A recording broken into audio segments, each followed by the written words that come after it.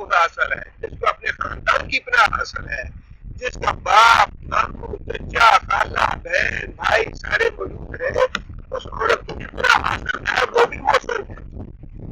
پورا موسم عورتیں دو طرح کی ہوگی، موسم عورتیں دو طرح کی ہوگی. ایک عورت کو جو نکاح میں آ کے محفوظ ہو گئی، اور ایک عورت کو جو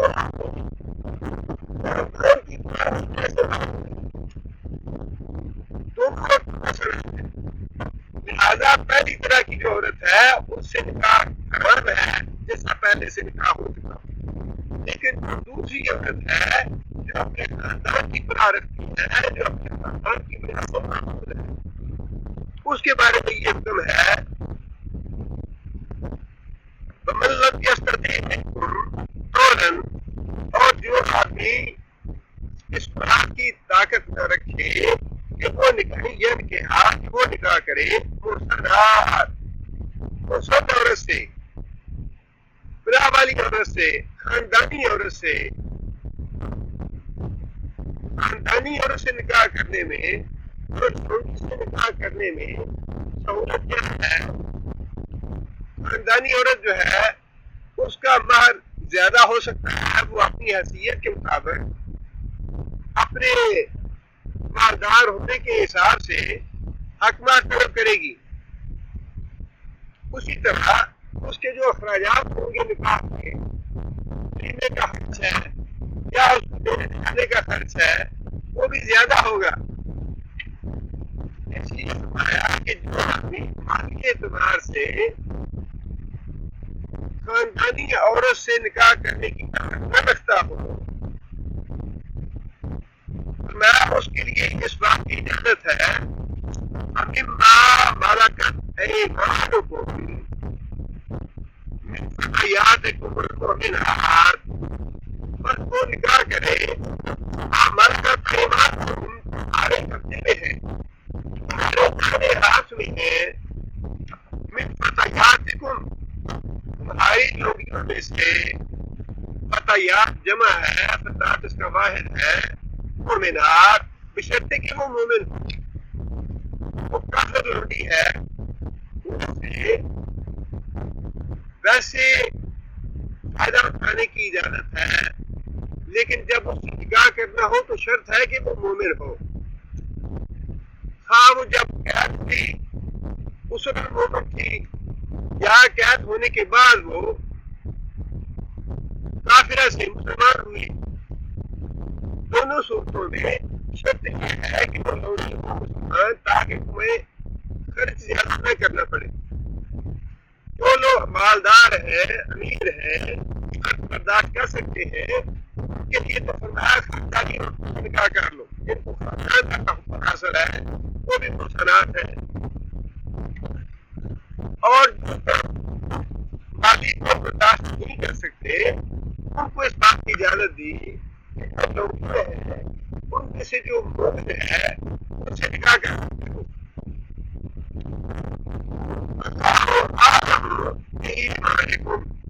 اور اللہ تعالیٰ عالم جانتا ہے ایمانکم، تمہارے ایمان کا فرق کہ لوگی جو ہے اس نے بعد نکاح کرنے کے لیے ایمان کو نہیں ہے، یا پھر باقی عہدے سے مومن ہوگی. ایک اس کا مفہوم ہے کہ جتنے وہ بھی اللہ جانتا ہے، اور جتنی لوگی مومن ہے وہ بھی اللہ جانتا ہے. ہے کہ لوگ تم سے زیادہ مومن، یہ جو ہے ظاہر پہ حکم لگاتی ہے، باطن کا معاملہ اللہ جانتی ہے. زیادہ فرمایا کہ ایمان شرط ہے ظاہری طور پر، جو ہے وہ چاہیے. اور تمہارے ایمان کا معاملہ ہو یا لوگوں کے ایمان کا معاملہ ہو،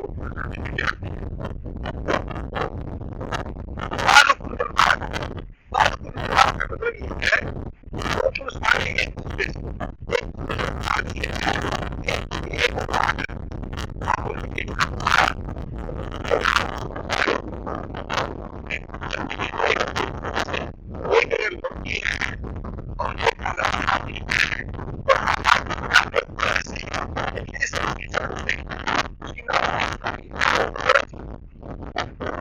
اسی طرح سارے کے سارے دونوں باتیں ایمان جو ہے بظاہر شرط ہے، ظاہر دونوں کو ہونا چاہیے کی حالت کسی کے لوٹی ہونے کی طرح سے اقرار نہ کرو، کسی کے لوٹی ہونے کی طرح سے نہ کرو، بس ایک سارے ایک ہی ماں باپ کی اولاد۔ آگے فرمایا کہ فَأَنكِحُوهُنَّ بِإِذْنِ أَهْلِهِنَّ، نکاح کرو لوڑیوں سے، فَأَنكِحُوهُنَّ لوڑیوں سے نکاح کرو، بِإِذْنِ أَهْلِهِنَّ اہل کی اجازت سے۔ آج کا کیا ہوگا؟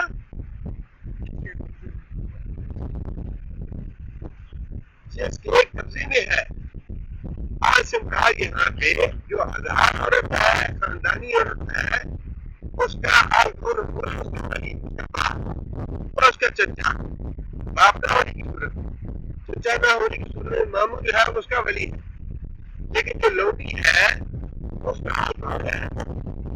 اس کا مالک۔ جہاں فرمایا کہ اس کے یہ آپ دیکھیے کہ لوٹی ہوتے ہوئے بھی اس کے مالک کی اجازت کے بغیر لوٹی کو نکاح کرنے کی اجازت نہیں ہے۔ خاندانی عورت کو، آزاد عورت کو اپنے باپ یا اپنے ولی کے بغیر کیسے اجازت دے؟ خاندانی عورت کو باپ کے یا ولی کی اجازت کے بغیر کیسے اجازت دے سکتی ہے؟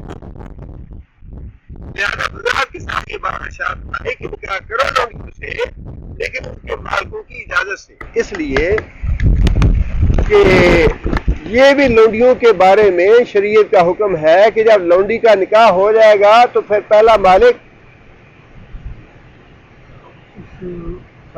اسے فائدہ نہیں اٹھا سکتا۔ یہی تو شریعت کا احسان ہے کافروں پہ بھی اور مسلمانوں پہ بھی، بہت بڑا احسان ہے۔ جس طرح شریعت جو ہے ایمان لانے والوں کی توہین اور بے عزتی برداشت نہیں کرتی، ان کے درمیان فحاشی اور بے حیائی برداشت نہیں کرتی، شریعت اسی طرح کافروں کی عورتوں کے بارے میں بھی ان کی بے عزتی اور توہین برداشت نہیں کرتا، کافر عورتوں میں بھی فحاشی اور بے حیائی پھیلانا برداشت نہیں کرتا۔ لہذا شریعت نے قانون بنا دیا کہ جب ایک مالک، لونڈی کا مالک جو ہے وہ اس لونڈی کا نکاح کر دے گا تو پھر اس مالک کو یہ اجازت نہیں ہے اپنی لونڈی سے فائدہ اٹھانے کی، پھر وہ اس کے اپنے شوہر کے لیے ہوگی۔ البتہ وہ مالکانہ حقوق جو ہے وہ اس کا مالک رہے گا، لیکن اس سے ویسے وہ فائدہ نہیں اٹھا سکے گا جو مرد اور عورت کا تعلق ہوتا ہے۔ لہذا فرمایا کہ ان کا نکاح کرو باذن اہلہن، ان کے مالکوں کی اجازت سے۔ وآتوہن اجورہن بالمعروف، وآتوہن اور ان کو بھی اسی طرح ادا کرو، اجورہن ان کا اجر یا ان کا حق مہر، بالمعروف معروف طریقے سے۔ معروف طریقے سے مراد یہی ہے کہ شریعت نے جو قانون بنا دیا، ایسے نہ کرو کہ لونڈی ہے حق مہر طے ہو گیا لیکن لونڈی سمجھتے ہوئے حق مہر اس کا مار جاؤ یا حق مہر ادا نہ کرو یا اس کی پرواہ نہ کرو۔ فرمایا کہ معروف جو شریعت کا طریقہ ہے، جو قانون ہے، اس کے مطابق اس کا حق مہر بھی ادا کرو۔ محصنات، محصنات، یہاں پھر محصنات کا لفظ آیا۔ یہاں محصنات کا لفظ جو ہے وہ کس کے لیے ہے؟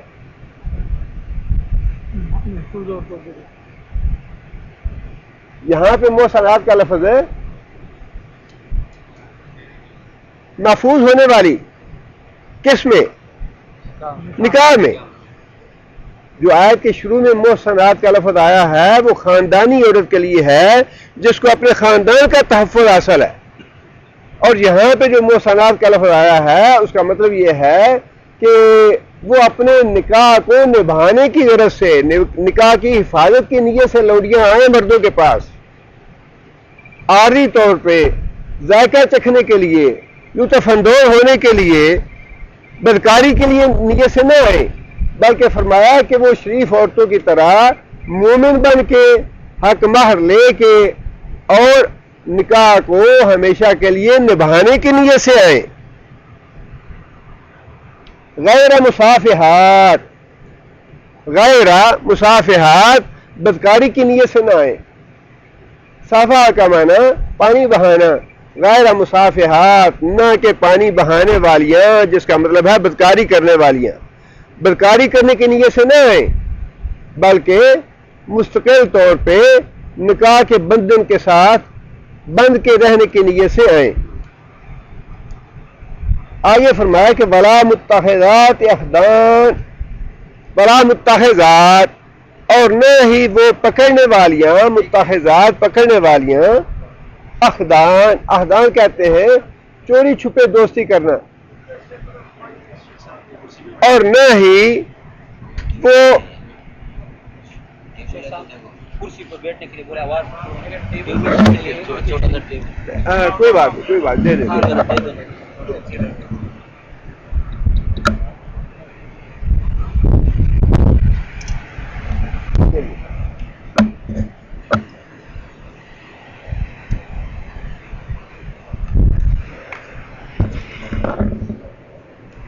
بلا متحدات احدان، اور وہ جو عورتیں یا لونڈیاں جو ہیں وہ چوری چھپے آشنائیاں کرنے والی نہ ہوں. مطلب اور یہ حکم جو ہے جب لونڈیوں کو دیا جا رہا ہے تو اس کا مطلب یہ ہے کہ خاندانی عورتوں کے لیے تو یہ احکام بدرجہ اولا ضروری ہے.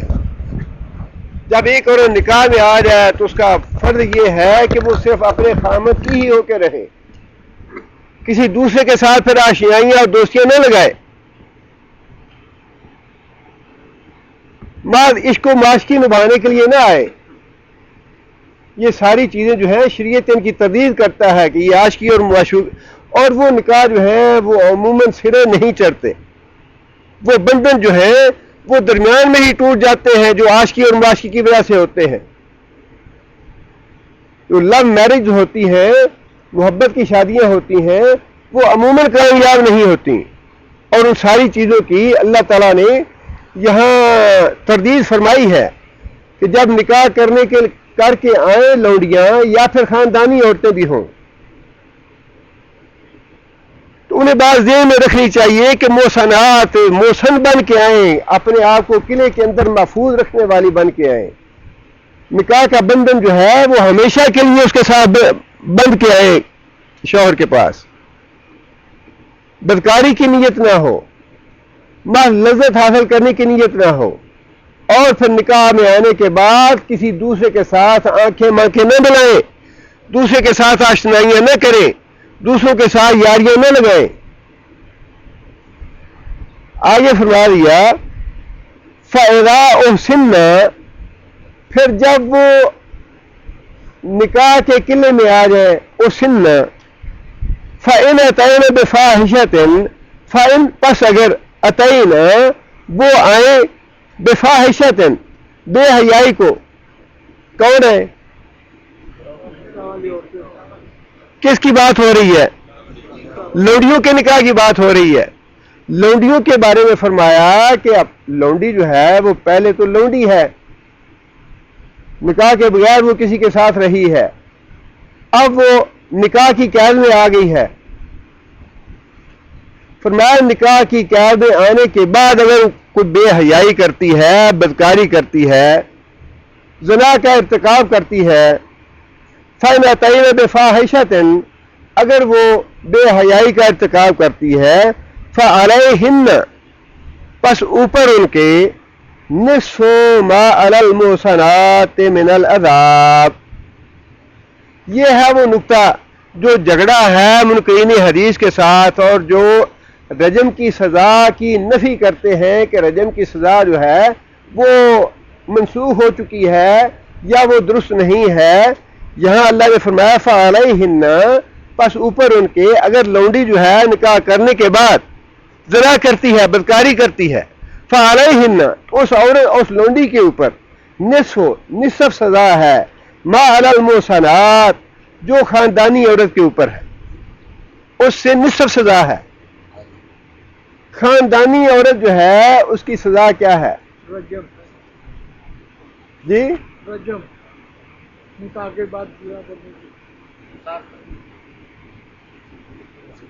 خاندانی عورت نکاح کے بعد بدکاری کرے یا زنا کرے اس کی سزا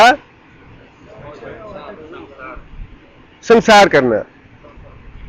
اب یہ تو محسن ہے جو قلعے میں آ گئی نکاح کے قلعے میں، لیکن یہ تذکرہ جو ہے جو اوپر شروع ہوا، جو تم میں سے نکاح کی استطاعت اور قوت نہ رکھتا ہو مالی اعتبار سے خاندانی عورت سے نکاح کرنے کی، محسنات سے، یہاں محسنات سے مراد خاندانی عورت جس کو خاندان کا تحفظ حاصل ہے. یہ ذکر دو عورتوں کا ہو رہا ہے، ایک لونڈی کا ذکر ہو رہا ہے اور ایک خاندانی عورت کا ذکر ہو رہا ہے.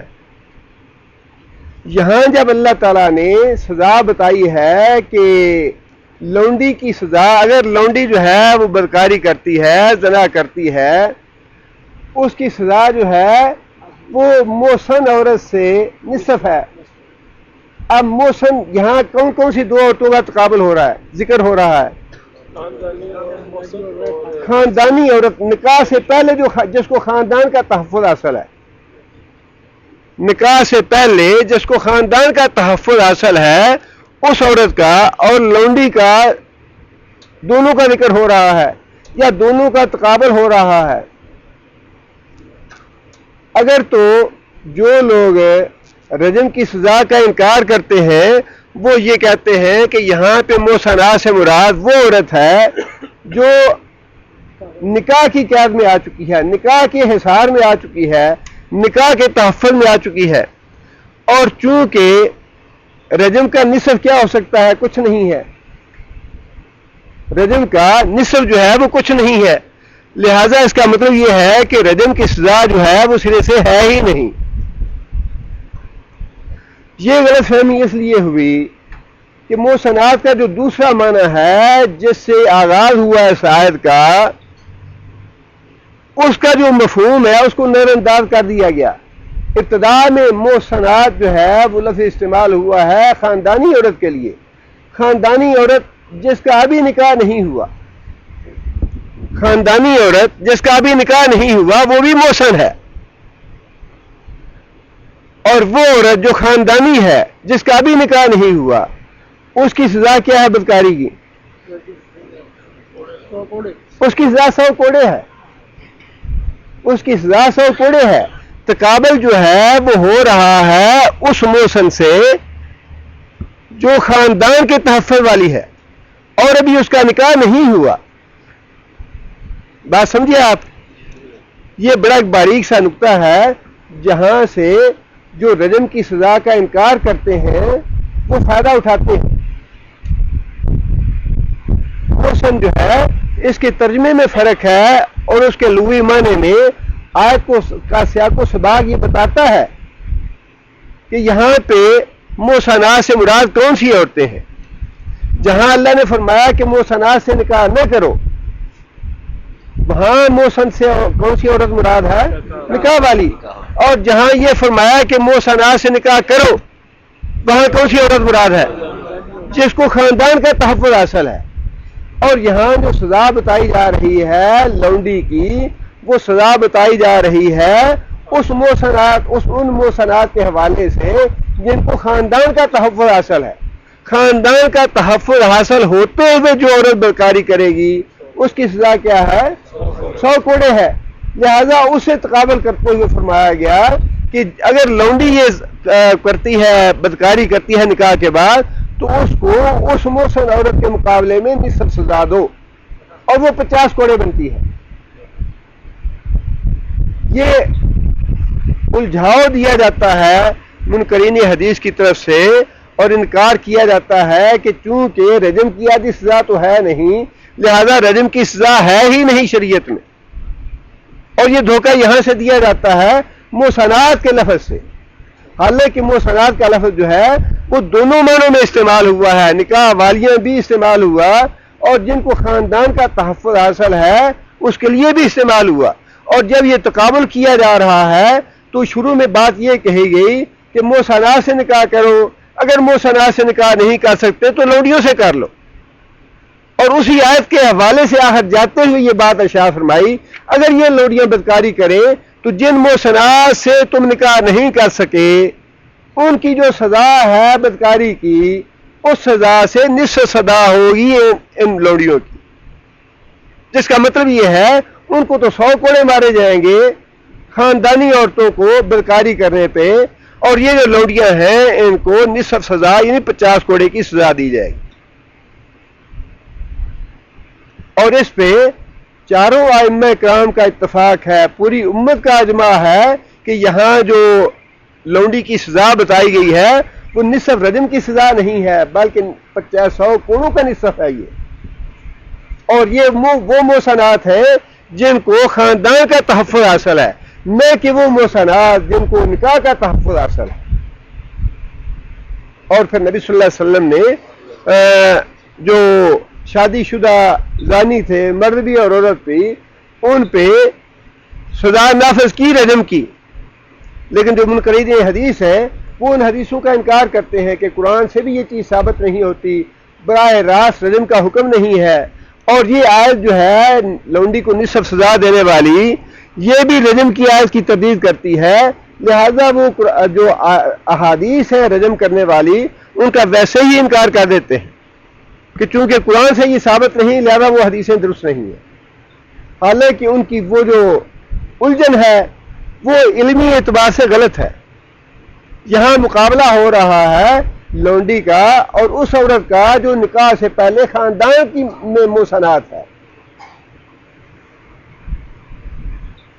آگے اللہ فرماتے ہیں ذالک لمن خشی العنۃ منکم، ذالک یہ جو رخصت ہے لونڈیوں سے نکاح کرنے کی، اللہ فرماتے ہیں لمن واسطے اس آدمی کے خشیہ جس کو ڈر ہے عنۃ کہ کہیں اس سے نافرمانی نہ ہو جائے، کہیں وہ آزمائش میں نہ پڑ جائے، کہیں وہ کسی مشکل میں نہ پڑ جائے. مراد کیا ہے؟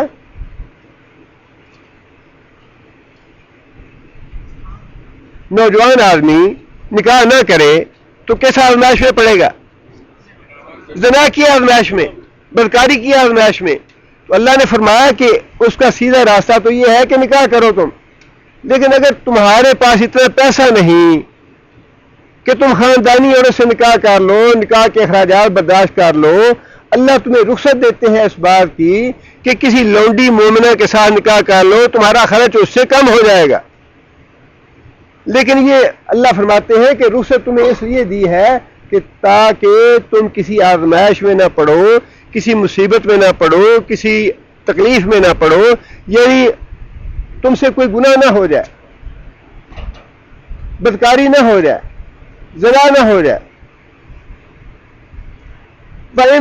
آگے فرمایا ان تصبروا خیر لکم، اور اگر تم صبر کرو تو تمہارے لیے بہتر ہے.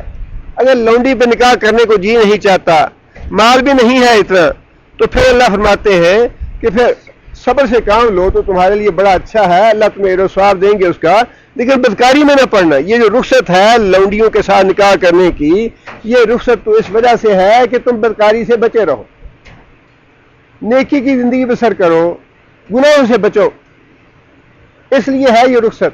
لیکن اگر تم صبر کرو، اور نبی صلی اللہ علیہ وسلم نے بھی فرمایا کہ جو آدمی استطاعت نہ رکھتا ہو نکاح کرنے کی، اسے چاہیے کہ وہ روزہ رکھے. روزہ جو ہے وہ اس کی خواہش کو کم کر دے گا، اس میں صبر کی طاقت زیادہ آ جائے گی. اور یہاں بھی اللہ نے وہی بات فرمائی کہ اگر تم صبر کرو، گناہ سے بچے رہو، تو فرمایا کہ خیر لکم، یہ تمہارے حق میں بڑا ہی اچھا ہے. واللہ غفور الرحیم، اور اللہ بڑا بخشنہار اور مہربان ہے. آگے یہ بات ارشاد فرمائی یرید اللہ، اللہ چاہتا ہے لیبین لکم، تاکہ بیان کرے تمہارے لیے، ویہدیکم، اور ہدایت دے تم کو، تمہاری رہنمائی کرے، سنن الذین من قبلکم. سنت کی جمع ہے، سنت سے مراد نیک لوگوں کا طریقہ. سنت ہم کہتے ہیں نبی صلی اللہ علیہ وسلم کے طریقے کو، اور یہاں بھی سنن کا لفظ جو ہے وہ انبیاء کرام کی سنت کے لیے استعمال ہوا ہے. کہ تم سے پہلے جو انبیاء کرام یا صلحاء یا نیک اور متقی لوگ گزرے تھے ان کا جو طریقہ ہے اس کی طرف ہم تمہاری رہنمائی کریں، اس طرف ہم تمہیں ہدایت دیں، اور وہ طریقہ یہی ہے کہ انسان گناہوں سے بچے، اللہ و اللہ کے رسول کی اطاعت اور فرما برداری کرے۔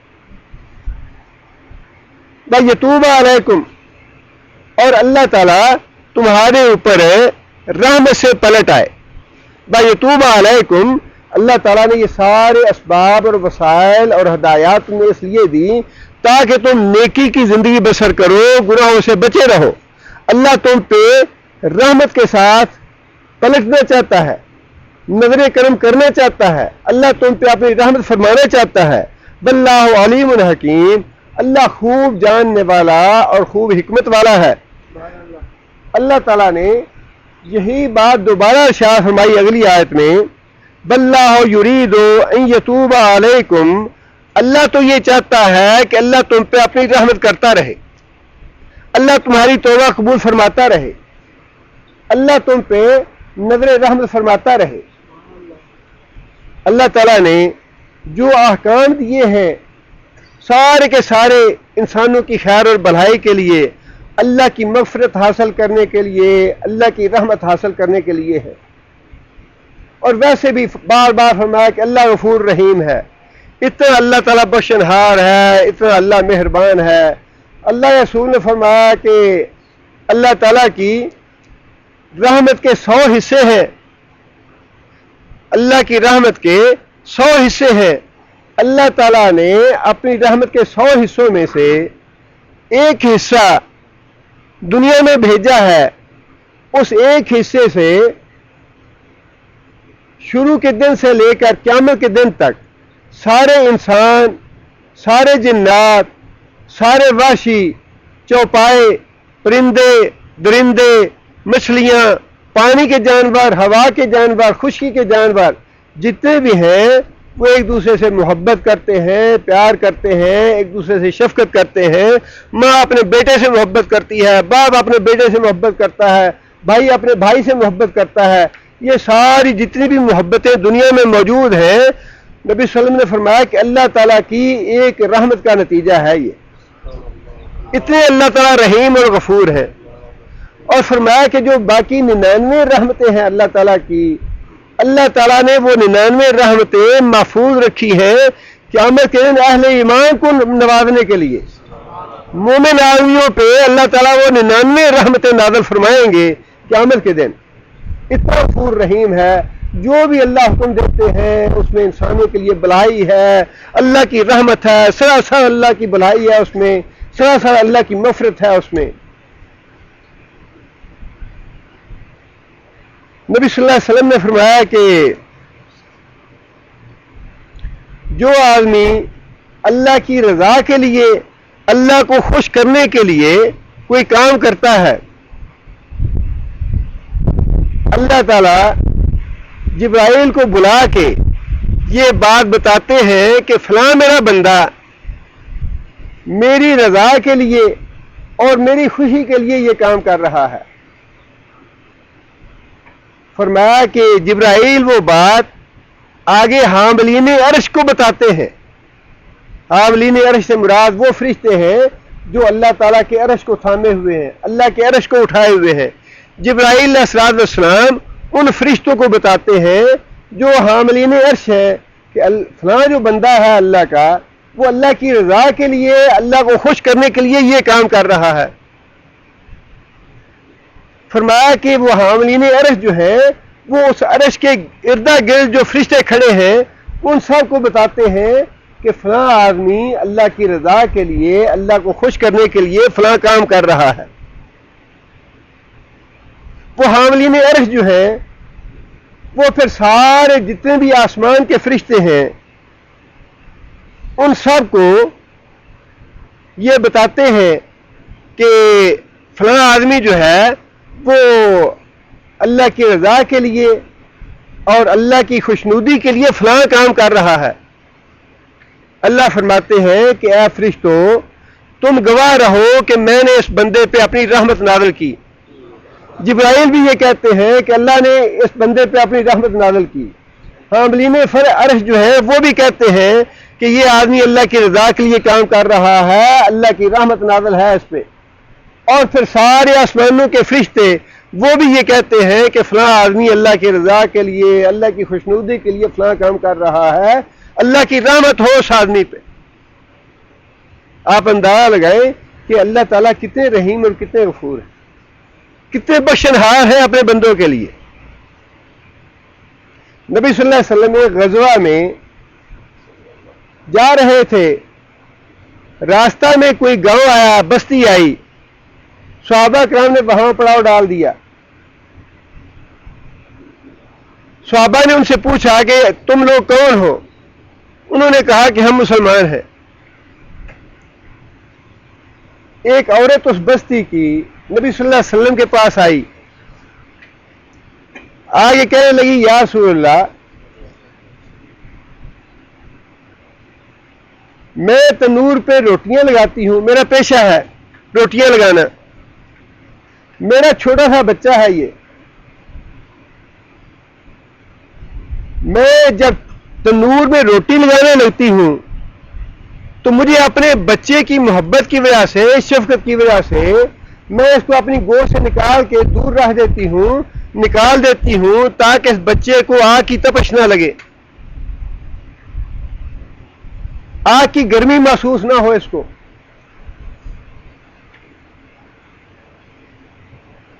اور وہ عورت کہنے لگی کہ جب میں روٹی لگا لیتی ہوں تو پھر میں اپنی محبت کی وجہ سے بچے کو گود میں اٹھا لیتی ہوں.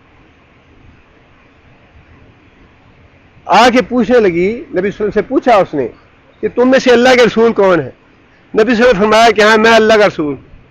پھر اس عورت نے یہ سوال کیا، یا رسول اللہ یہ میرا بچہ ہے، مجھے تو اس بچے سے اتنی محبت ہے کہ میں اس بچے کو تنور کی آگ کی تپش بھی لگنا گوارا نہیں کرتی، میرا جی نہیں چاہتا کہ اس بچے کو اس تنور کی آگ کی ہوا بھی لگے گرم. اللہ اپنے بندوں کو جہنم میں کیسے ڈالے گا؟ آپ اندازہ لگائیے اس عورت کی جو سوال تھا کیسا عجیب تھا، کہاں اس کا ذہن پہنچا. نبی صلی اللہ علیہ وسلم اس کا سوال سن کے نبی صلی اللہ علیہ وسلم کے آنسو نکل آئے کہ میں تو اس بچے کو تنور کی گرم ہوا بھی نہیں لگنے دینا پسند کرتی، اور آپ فرماتے ہیں کہ اللہ تو ارحم الراحمین ہے، اللہ بڑا رحم فرمانے والا ہے، اللہ بندوں کو جہنم میں کیسے ڈالے گا؟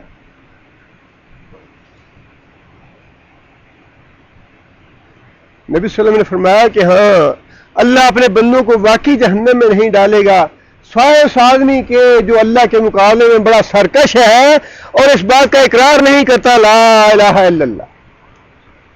فرمایا کہ جو آدمی لا الہ الا اللہ کا انکار کرتا ہے وہ سرکش ہے، اللہ کا باغی ہے، اس کو اللہ جہنم میں ڈالے گا، اس کے علاوہ اللہ جہنم میں نہیں ڈالے گا.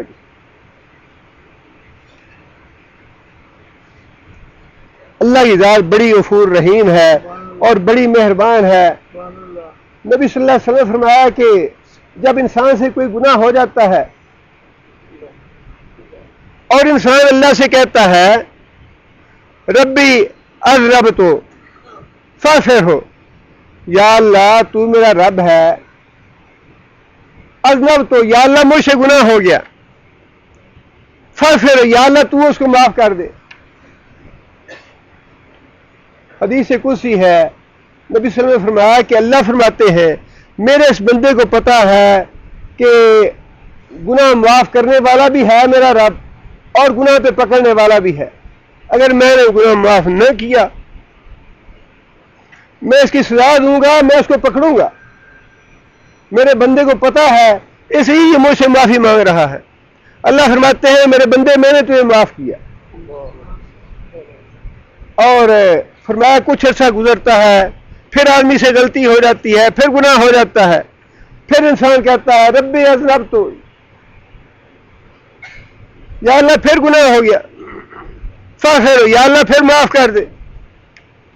پھر اللہ کہتے ہیں کہ میرے بندے کو پتا ہے کہ میرا رب ہے جو گناہوں پہ سزا بھی دیتا ہے اور میرا رب ہے جو میرے گناہ معاف بھی کر سکتا ہے.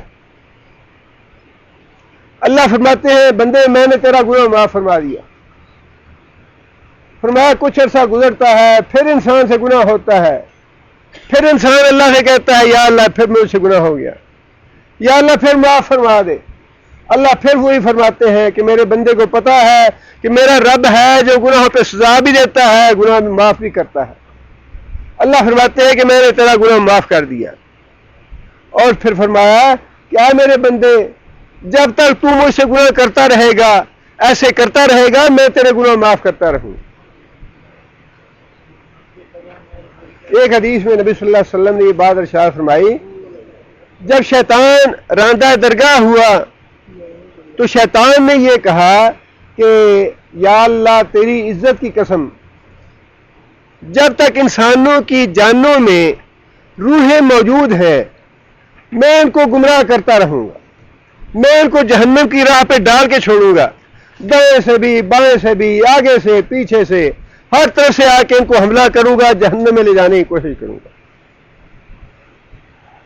اس کے جواب میں اللہ تعالیٰ نے یہ بات ارشاد فرمائی کہ مجھے میری عزت کی قسم، مجھے میرے جلال کی قسم اور مجھے میرے بلند مرتبے کی قسم، میرے بندے جب تک مجھ سے معافی مانگتے رہیں گے میں اپنے بندوں کو معاف کرتا رہوں گا.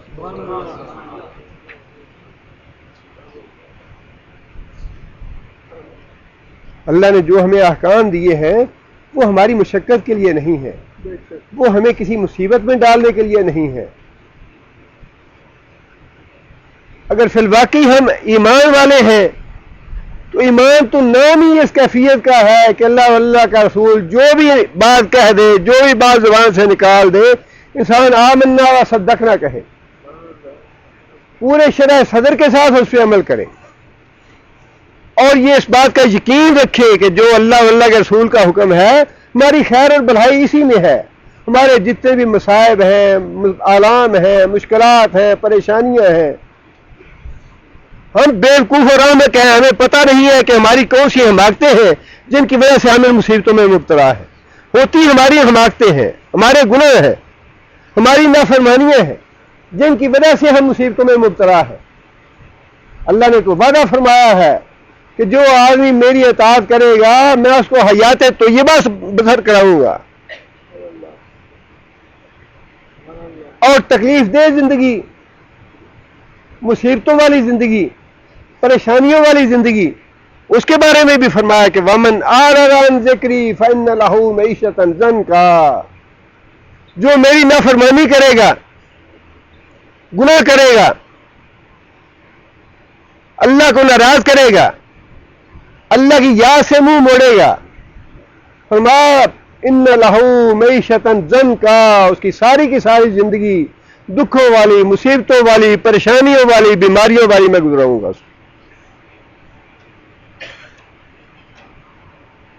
اللہ تو یہ چاہتے ہیں کہ اللہ کے بندے جو ہیں اس کے فرما بردار بن کے رہیں، اس کے اطاعت گزار بن کے رہیں اور اس کی رضا حاصل کرنے کے لیے زندگی بسر کریں، اور اللہ تعالیٰ اپنے بندوں کو دکھ کی، سکھ کی، چین کی، سکون کی زندگی بسر کروائے. اللہ تعالیٰ نے تو اپنی رحمت کرنے کے بہانے بنائے ہیں. وضو کرو تمہارے ہاتھوں کے گناہ معاف کر دوں گا، تمہاری زبان کے گناہ، تمہاری آنکھوں کے گناہ، تمہارے پاؤں کے گناہ سارے معاف کر دوں گا، ایک نماز سے دوسری نماز تک سارے گناہ معاف کر دوں گا، جمعے سے جمعہ پڑھو گے تو تمہارے گناہ معاف کر دوں گا، رمضان سے رمضان کے روزے رکھو گے سارے گناہ معاف کر دوں گا. اس سے بڑی بات اور کیا ہے؟ فرمایا کہ رمضان کے مہینے میں روزانہ افطار کے وقت ایسے لوگ جن پہ جہنم واجب ہو چکی ہے ان کے گناہوں کی وجہ سے، جو جہنم میں داخل ہو چکے ہیں، فرمایا کہ روزانہ افطاری کے وقت ایسے لوگوں کو اللہ تعالیٰ اپنی رحمت سے، اپنے فضل سے اور اپنے احسان سے جہنم کی آگ سے آزاد کرتے ہیں، بے شمار لوگوں کو. دوسری حدیث میں یہ ہے کہ روزانہ رات کے وقت اللہ تعالیٰ جہنمیوں کو آزاد کرتے ہیں. فرمایا کہ رمضان کے مہینے میں فرشتہ ہر وقت یہ آواز دیتا رہتا ہے، منادی کرتا رہتا ہے، یا باغی الخیر اقبل، نیکی کرنے والوں آگے بڑھو، نیکی میں سستی نہ کرو، نیکی میں غفلت نہ کرو، نیکی میں کوتاہی نہ کرو، دنیا کے معاملات میں روکا عجلت سے، لیکن نیکی کے معاملے میں، دین کے معاملے میں فرمایا کہ اقبل، جلدی کرو، کہیں ایسے نہ ہو کہ تمہاری نیت بدل جائے، شیطان حائل ہو جائے۔ حضرت ام سلمہ نے پوچھا، یا رسول اللہ آپ بہت زیادہ دعا مانگتے ہیں، یہ یا مقلب القلوب ثبت قلبی علی دینک، فرمایا کہ ہر انسان کا دل اللہ تعالیٰ کی ان 2 انگلیوں میں ہے، جس کا اللہ چاہتے ہیں دل ہدایت پہ قائم رکھتے ہیں، جس کا دل چاہتے ہیں اللہ پھیر دیتے ہیں ہدایت سے۔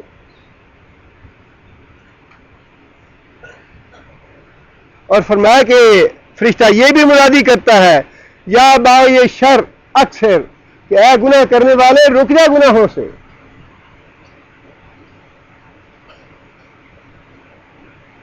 لیکن یہ بات تو ایمان کی ہے، وہ آواز تو ہمیں سنائی نہیں دیتی، لیکن اگر اللہ کے رسول پہ ہمارا ایمان ہے تو آواز ہمیں آنی چاہیے کہ فرشتہ کہہ رہا ہے کہ نیکی کے لیے آگے بڑھو اور برائیوں سے اور گناہوں سے رک جاؤ۔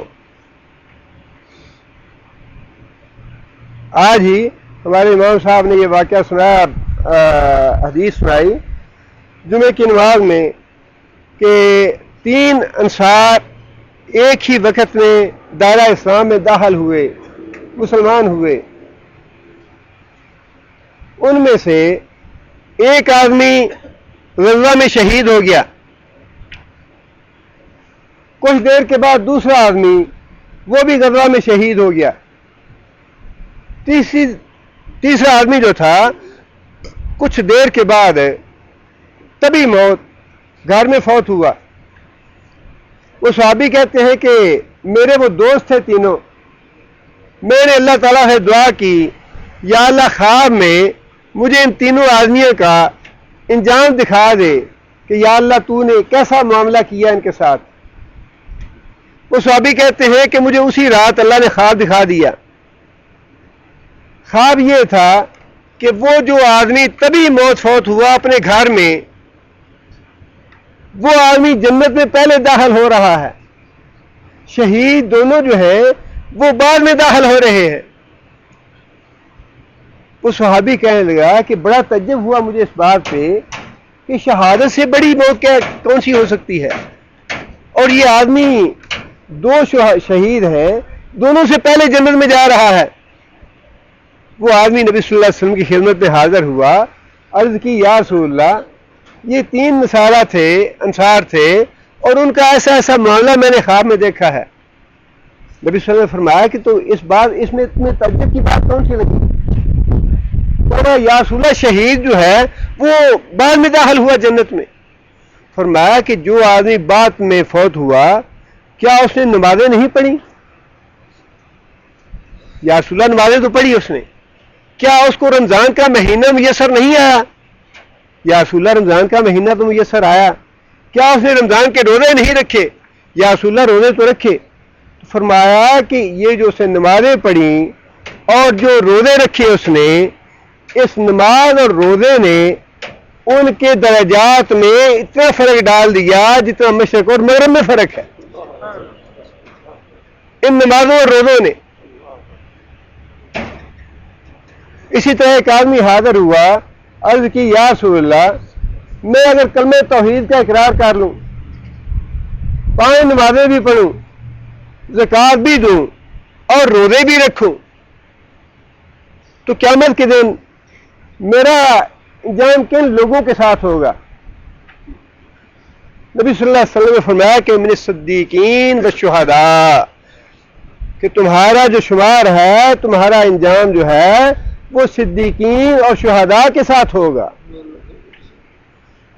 کتنی رحمت کا مہینہ ہے یہ، کتنی اللہ کی مغفرت کا مہینہ ہے۔ خاص طور پہ یہ مہینہ جو ہے اس کا ایک ایک لمحہ جو ہے وہ ضائع نہیں کرنا چاہیے، اور اس مہینے میں اور جو پچھلے مہینوں میں ہمارا معمول تھا عبادت کا، اس میں اور اس مہینے کی عبادت میں کچھ نہ کچھ فرق ضرور ڈالنا چاہیے۔ یہ مہینہ تھکا دینے کا مہینہ ہے. سبحان اللہ. تھکائیں اس مہینے میں اپنے آپ کو. اگر اس سے پہلے ایک پارہ پڑھنے کا معمول تھا تو کوشش کریں کہ رمضان کے مہینے میں 2 پارے پڑھے جائیں. اگر کوئی 2 پارے پڑھنے کا معمول رکھتا ہے تو کوشش کرے کہ 3 پارے پڑھے. اگر کوئی آدھا پارہ پڑھنے کا معمول رکھتا ہے کوشش کرے کہ اس مہینے میں 1 پارہ پڑھے. اگر کسی کا معمول صرف جماعت کے ساتھ نماز پڑھنے کا ہے اسے کوشش کرنی چاہیے کہ پہلی صف میں کھڑا ہونے کی جگہ لے. بڑی فضیلت ہے، بڑا اجر و ثواب ہے پہلی صف کا. فرمایا کہ پہلی صف میں فرشتے کھڑے ہوتے ہیں. پہلی صف میں فرشتے کھڑے ہوتے ہیں. اس کا مطلب یہ ہے کہ جس آدمی نے پہلی صف میں نماز ادا کی ہے اس نے فرشتوں کے ساتھ نماز ادا کی ہے. اگر کسی کی کوتاہی ہے جماعت کی نماز پڑھنے میں، جماعت میں شامل ہونے میں، اسے کوشش کرنی چاہیے کہ رمضان کے مہینے میں تکبیر تحریمہ کے ساتھ نماز پڑھنے کی عادت ڈالے اپنے آپ کو. اگر کوئی آدمی پہلے سے سنت مؤکدہ میں کوتاہی کرتا ہے، غفلت کرتا ہے، کوشش کرنی چاہیے کہ سنت مؤکدہ جو ہیں ان میں پابندی کی جائے، ان میں باقاعدگی رکھی جائے.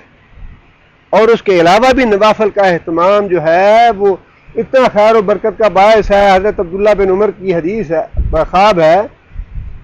عبداللہ بن عمر چھوٹے تھے ابھی اور وہ کہتے ہیں کہ میں اپنے نکاح سے پہلے مسجد میں ہی رہتا تھا. اب یہ بھی دیکھیں تربیت ہے، یہ گھر ہے اپنے مدینے میں لیکن ایک ماحول ہے، ایک عادت ہے، ایک طبیعت ہے، تربیت ہے ماں باپ کی تعلیم ہے. نکاح سے پہلے میں اپنا زیادہ وقت وہاں مسجد میں گزارتا تھا اور نبی صلی اللہ علیہ وسلم کا روزانہ کا معمول یہ تھا کہ رسول اکرم صلی اللہ علیہ وسلم صحابہ کرام سے روزانہ نماز کے بعد پوچھتے کہ بھائی کسی کو خواب آیا ہے. جس کو خواب آیا ہوتا وہ خواب سناتا، نبی صلی اللہ علیہ وسلم کی اس کی تعبیر بتاتے. حضرت عبداللہ بن عمر کہتے ہیں کہ میرے دل میں یہ حسرت تھی اور مجھے اس بات کی خواہش ہوتی تھی کہ کاش مجھے بھی کوئی اچھا خواب آئے اور میں بھی نبی صلی اللہ علیہ وسلم سے تعبیر پوچھوں، نبی صلی اللہ علیہ وسلم مجھے بھی اس کی تعبیر بتائیں. لیکن پھر میں دل میں سوچتا اگر مجھ میں کوئی خیر اور خوبی ہوتی تو اللہ مجھے بھی خواب دکھاتا. اچھا آپ اندازہ لگائیں، صحابی ہے اور وقت زیادہ جو ہے وہ مسجد میں گزارتا ہے. اللہ رسول نے فرمایا کہ وہ آدمی جو اپنے زیادہ وقت مسجد میں گزارتا ہے اللہ اس کو ضمانت دیتے ہیں صراط پہ قائم رہنے کی، پل صراط سے سلامتی کے ساتھ گزرنے کی. اللہ کی طرف سے ضمانت ہے اس آدمی کے لیے کہ وہ پل صراط سے سلامتی کے ساتھ گزر جائے گا جو آدمی اپنا زیادہ وقت مسجد میں گزارتا ہے. عبداللہ بن عمر کہتے ہیں کہ مجھے بار بار یہ گمان ہوتا کہ میرے اگر اندر کوئی بلائی ہوتی یہ ہے عاجزی اور انکسار. آکڑ نہیں ہونی چاہیے نیکیوں کے بارے میں، تکبر نہیں آنا چاہیے. اتنی بندگی کر لی، اتنی عبادت کی ہے، اتنا اپنے آپ کو یہ کر دیا، اتنے دروس دیتے ہیں، اتنا دین کا کام کرتے ہیں، اتنے بندوں کو مسلمان کر دیا، اتنے کو یہ کر دیا وہ یہ ساری باتیں انسان کے اعمال کو ضائع کرنے والی ہیں. اگر دین سیکھنا ہے کتابوں سے، اللہ کی کتاب، اللہ کے رسول کی حدیث، اور اگر بندوں سے دین سیکھنا ہے تو صحابہ کرام، تیسری کوئی چیز نہیں ہے. عبداللہ بن عمر کہتے ہیں کہ میں نے ایک رات دعا کی اللہ سے، یا اللہ مجھے بھی کوئی خواب دکھا، میں بھی نبی صلی اللہ علیہ وسلم سے کوئی حدیث اس کی تعبیر پوچھوں. عبداللہ بن عمر کہتے ہیں کہ اسی رات مجھے خواب آیا. میں نے خواب دیکھا کہ 2 فرشتے آئے ہیں میرے پاس اور دونوں کے ہاتھ میں لوہے کے ہتھوڑے ہیں. دونوں نے مجھے جگایا. جگانے کے بعد ان دونوں فرشتوں نے مجھے کہا کہ چلو جہنم کی طرف.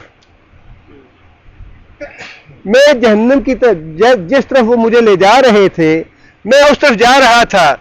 یہ بخاری شریف میں جو کتاب التعبیر ہے، تعبیر الرؤیا، اس میں یہ خواب ہے حضرت عبداللہ بن عمر کا۔ عبداللہ بن عمر کہتے ہیں کہ میں راستے میں جہنم سے پناہ مانگتا جا رہا تھا، یا اللہ مجھے جہنم سے پناہ دینا، یا اللہ مجھے جہنم سے پناہ دینا۔ راستے میں ایک اور فرشتہ مجھے ملا، اس کے ہاتھ میں بھی ہتھوڑا تھا۔ اس نے مجھے یہ بات کہی کہ عبداللہ تم فکر نہ کرو، تم نیک آدمی ہو، صالح آدمی ہو، فکر نہ کرو تم۔ لیکن ظاہر ہے کہ دائیں بائیں دو فرشتے ہتھوڑا لیے کھڑے ہوں اور لے کے جا رہے ہوں تو فکر دور کیسے ہوتی ہے؟ عبداللہ بن عمر جو ہے وہ پھر وہی اللہ جہنم سے پناہ مانگتے جا رہے ہیں۔ عبداللہ بن عمر کہتے ہیں کہ مجھے انہوں نے جہنم کے کنارے پہ جا کے کھڑا کر دیا۔ میں نے دیکھا کہ جہنم جو ہے ایک کنویں کی شکل میں گول ہے اور اس کے اوپر جہنم کے حارس کھڑے ہیں، محافظ کھڑے ہیں۔ جہنم میں نے کچھ لوگوں کو دیکھا جو عذاب کے طور پہ الٹے لٹکائے گئے ہیں، جیسا نبی صلی اللہ علیہ وسلم نے فرمایا جو بے روز لوگ ہیں ان کے بارے میں کہ بے روز جو لوگ ہیں، جو روزے کے تارک ہیں، بلا وجہ روزے نہیں رکھتے، فرمایا کہ ان کو قیامت کے دن الٹا لٹکا کے ان کے جبڑے چیرے جائیں گے خنجر کے ساتھ، یہ سزا دی جائے گی انہیں روزہ نہ رکھنے کی۔ عبداللہ بن عمر کہتے ہیں کہ میں نے جہنم میں دیکھا کچھ لوگوں کو الٹا لٹکایا گیا ہے، اور ساتھ ہی انہوں نے کہا کہ میں نے کچھ لوگوں کو پہچانا بھی، قریش کے بعض سرداروں کو میں نے پہچانا جہنم میں۔ جب یہ سارا کچھ ہو گیا تو وہ جو دو فرشتے تھے انہوں نے مجھے یہ بات کہی کہ عبداللہ تم صالح آدمی ہو، نیک آدمی ہو، نمازیں زیادہ پڑھو، نمازیں زیادہ پڑھا کرو۔ بس صرف یہ ایک بات کہی انہوں نے، اس کے بعد مجھے جاگ آ گئی۔ جہنم کے کنارے پہ تک پہنچا دیا فرشتوں نے، اور وہاں جا کے یہ بشارت بھی دے دی کہ تم صالح آدمی ہو، تم جہنم میں نہیں جاؤ گے، لیکن ساتھ یہ بھی نصیحت کر دی نمازیں زیادہ پڑھا کرو۔ عبداللہ بن عمر کہتے ہیں کہ میں جب صبح اٹھا تو میں نے یہ خواب سب سے پہلے جا کے اپنی بہن کو سنایا، ام المومنین حضرت حفصہ کو۔ حضرت حفصہ نے وہ خواب نبی صلی اللہ علیہ وسلم تک پہنچا دیا، اور نبی صلی اللہ علیہ وسلم نے یہ بات ارشاد فرمائی کہ عبداللہ بن عمر جو ہے وہ بڑا نیک اور بڑا صالح آدمی ہے۔ اس میں جو سبق والی بات ہے وہ یہی ہے کہ نمازوں کا زیادہ اہتمام جو ہے وہ انسان کو جہنم سے بچانے والا ہے۔ اور یہ مہینہ جو ہے جتنے بھی، جیسے میں نے عرض کیا، جتنے بھی ہمارے معمولات ہیں اس مہینے سے پہلے کے، اس میں کچھ نہ کچھ اضافہ ضرور کرنا چاہیے، کچھ نہ کچھ اس میں اضافہ ضرور کرنا چاہیے، خواہ تلاوت میں ہو، صدقہ خیرات میں ہو، یا ذکر اذکار میں ہو، جو مصنون وظائف ہیں ان میں ہو، احادیث کے مطالعے میں ہو، یا نوافل میں ہو، جس چیز میں بھی ہو، لیکن کچھ نہ کچھ اس میں اضافہ ہونا چاہیے۔ اللہ تعالیٰ سے دعا ہے کہ اللہ تعالیٰ ہمیں ہمارے گناہ معاف فرمائے، ہمیں زیادہ سے زیادہ نیکی کرنے کی اور اس مہینے کی رحمتوں سے اور برکتوں سے زیادہ مستفید ہونے کی توفیق عطا فرمائے۔ بسم اللہ الرحمن الرحیم، الحمدللہ رب العالمین، الرحمن الرحیم، مالک یوم الدین، ایاک نعبد و ایاک نستعین، صراط المستقیم، صراط الذین انعمت علیہم غیر المغضوب علیہم ولا الضالین۔ اللهم صل على محمد وعلى آل محمد كما صليت على إبراهيم وعلى آل إبراهيم إنك حميد مجيد۔ اللهم بارك على محمد وعلى آل محمد كما باركت على إبراهيم وعلى آل إبراهيم إنك حميد مجيد۔ اللهم صل على محمد وعلى آل محمد كما صليت على إبراهيم وعلى آل إبراهيم إنك حميد مجيد۔ ربنا ظلمنا أنفسنا إن لم تغفر لنا وترحمنا لنكونن من الخاسرين۔ ربنا آتنا في الدنيا حسنة وفي الآخرة حسنة وقنا عذاب النار۔ ربنا هب لنا من أزواجنا وذرياتنا قرة أعين واجعلنا للمتقين إماما۔ ربنا اصرف عنا عذاب جهنم إن عذابها كان غراما إنها ساءت مستقرا ومقاما۔ اللهم أيد الإسلام والمسلمين، اللهم أعز الإسلام والمسلمين، اللهم اذل الشرك والمشركين اللهم دمر اعداء الدين اللهم نبر قلوبنا بنور الايمان اللهم ثبتنا على الاسلام اللهم اغفر لجميع المؤمنين والمؤمنات الاحياء منهم والاموات ربنا تقبل منا انك انت السميع العليم وتب علينا انك انت التواب الرحيم سبحان ربك رب العزة عما یصفون وسلام علی المرسلین والحمد للہ رب العالمین. سارے بھائیوں کو رمضان مبارک ہو اور السلام علیکم ورحمۃ اللہ.